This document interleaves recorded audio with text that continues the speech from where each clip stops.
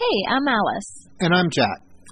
And in this video, we're going back to the Outer Banks to show you another attraction that we explored in the town of Manteo. This is the Roanoke Island Festival Park. Much like the site in our last video, this is a state historic park based on the lives of the first English settlers in America. So here's the front lobby where we bought tickets. Tickets are $8 per adult. You'll see they've moved some of the merchandise that's for sale into the lobby area here. But the main gift shop is closed, as is a museum. Plus there's a theater where they show a film called The Legend of Two-Path about the interactions between the Native Americans and the English settlers. And all of that's closed right now due to COVID. But most of the attractions are outdoors.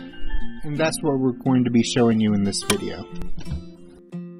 So the first area that you come to is called American Indian Town. So this is a Native American village. It shows you a lot of the structures they would have had, how they would have lived, the many different types of plants and crops that they would have had, how they would have harvested them. This was a really neat area to not only show you what they planted, but just what it looked like, what they had available. And they did have social distancing signs, although while we were there, it really wasn't crowded. And there's a lot of space to spread out, so we were never really close to any other people.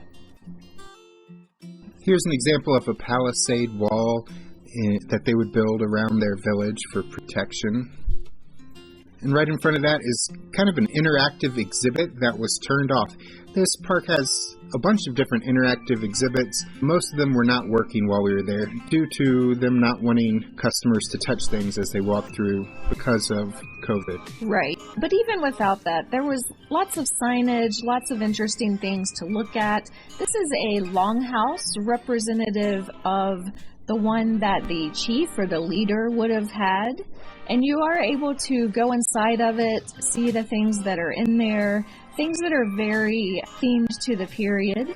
So one of the first interactive exhibits that you come to is about trading. Of course, the local Native Americans were very helpful to the colonists. They traded goods with them.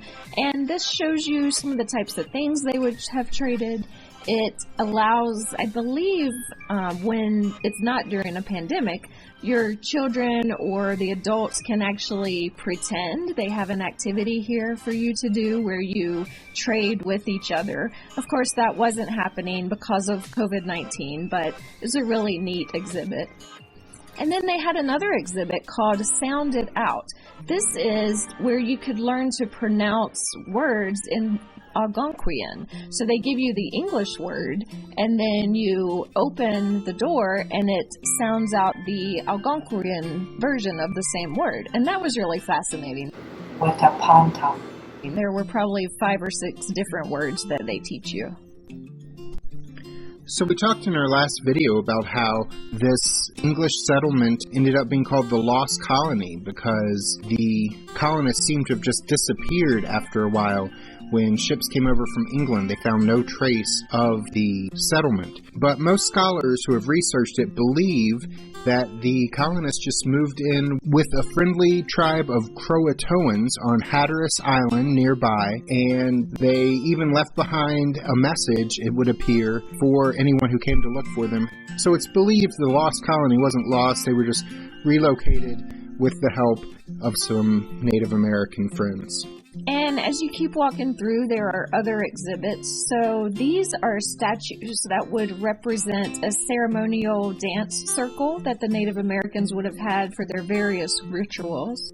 And then you see another longhouse, and it shows you how it was built, the types of material that they would have used. And then this also had some exhibits inside, some of which were closed due to COVID-19 again, but it looks like a really fun, interactive place, especially for kids when there's not a pandemic going on. They also had an exhibit about how the Native Americans would have made their canoes, and we've actually seen this demonstrated before somewhere else. They weren't demonstrating it here at this time, but typically what they do is they light the log on fire and let it burn a little, and then they take shells and scrape it out, and that's how they hollow out the wood for the canoe. They also had an exhibit about how the Native Americans would catch fish, and to catch a lot of fish at one time, they made these fishing wires, I guess is how you pronounce it. It's not exactly like a net, it's made with sticks, but they would weave these sticks together to trap the fish that were coming through the water. So that was really fascinating to learn about. The next exhibit you can visit is the Elizabeth II. This is a full-size representation of a 16th century sailing ship. It's designed after one of the 7 ships that Sir Walter Raleigh used when he first brought colonists over to Roanoke Island. The ship is about 70 feet long and 17 feet wide. And usually when you go, it's more open up than it is right now. Now during this pandemic period, you can get on the main deck of the ship and look around. Here we've got some video of stuff we saw there.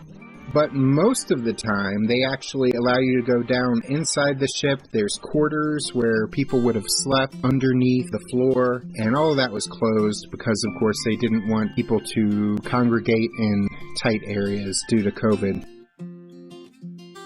And the next exhibit is the early settlement. This is an area that represents how the early settlers would have lived. And normally it would be a bit busier. It would be bustling with activity. They typically have a blacksmith and colonial farmers, colonial soldiers. So they show you how the blacksmith would have worked. They show you the different weapons. Of course, right now they don't have the actors available here. But this is still a really interesting site to walk around and see some of the tools, see the setup and how they would have worked.